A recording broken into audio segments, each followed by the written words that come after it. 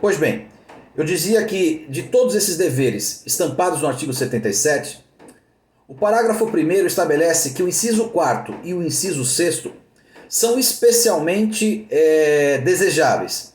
E o que diz esse parágrafo 1º? Que o juiz, verificando que a parte está incidindo na ocorrência do inciso 4º, portanto, não está cumprindo as decisões judiciais, está embaraçando o cumprimento das decisões, ou que está promovendo alteração no estado da coisa, o juiz vai advertir essa parte, se ainda for possível, quer dizer, se ela não tiver praticado o ato, vai advertir para não praticá-lo, porque a eventual prática desses atos do inciso 4º e do inciso 6º podem acarretar a configuração de uma coisa chamada ato atentatório à dignidade da justiça.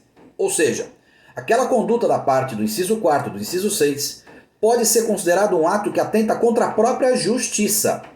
E qual a consequência disso no parágrafo 2º do 77? Que a violação específica desses incisos permite que o juiz, ou de ofício, portanto, sem ninguém requerer, ou porque a outra parte requer, que ele aplique uma multa de até 20% do valor da causa contra essa parte que pratica esse ato violador dos seus deveres. Esse ato atentatório à dignidade da justiça, portanto, é uma configuração de uma conduta imprópria, indevida e que pode acarretar para a parte que a comete uma imposição punitiva, uma multa em dinheiro de até 20% do valor da causa. Se a causa tiver um valor muito baixo, o juiz pode até 10 salários mínimos estabelecer essa punição. Este valor é em favor do Estado, ou seja, esta multa não é em favor da parte contrária, e sim do Estado, porque foi ele o violado, foi o sistema de justiça que foi violado. Eu advirto, gente, que aqui tem uma confusãozinha. Nos próximos anos vocês vão ver outras hipóteses de ato atentatório à dignidade da justiça, cuja pena vai em favor da parte. Então, não há propriamente uma uniformidade. Nesse caso específico, da violação do artigo 77, do 4º e do 6º, do inciso 4º e 6º, a pena é imposta contra a parte, mas em favor do Estado. Tanto que se a parte condenada à multa do ato atentatório não paga espontaneamente, esse débito será cobrado numa execução fiscal pelo Estado, ou seja, o credor é mesmo o Estado.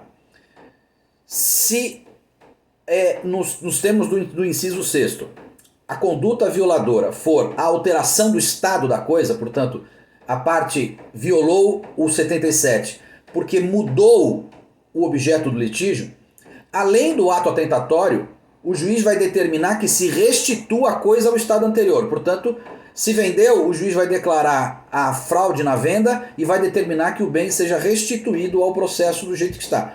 Se o direito foi mudado, o juiz vai determinar que seja restabelecido o direito tal qual ele era no início da ação. Então, vejam que há uma pena forte para a violação desses deveres do inciso 4º e do inciso 6º. A advocacia pública, ela não sofre essa sanção, afinal de contas o dinheiro sairia do próprio Estado, né? Mas os advogados públicos que eventualmente cometerem esses atos, eles se sujeitarão a processos administrativos junto ao órgão onde ele exerce a função de advocacia pública. A pena, portanto, nos casos de ato atentatório de advogado particular, é sempre da parte ou eventualmente do próprio advogado, dependendo do ato, se for um ato privado da advocacia ou se for um ato em nome da parte. Tudo bem? Outra observação ainda importante nesses deveres. O artigo 78 estabelece um outro dever muito singelo também, dizendo que as partes devem se comportar de modo urbano dentro do processo, sendo vedadas expressões ofensivas ou injuriosas, ou seja, o advogado ao escrever suas alegações, não deve ofender nem parte, nem advogado, nem juiz. Se essas manifestações forem orais, o juiz vai advertir a parte para não repetir esse ato, e se ela continuar, o juiz caça a palavra, não vai poder falar mais. Se for escrito, o juiz simplesmente manda excluir ou considerar excluídas, e pode a parte ofendida, eventualmente, usar esse fato para buscar uma indenização pelas ofensas praticadas pela outra parte, ok? Voltamos em seguida.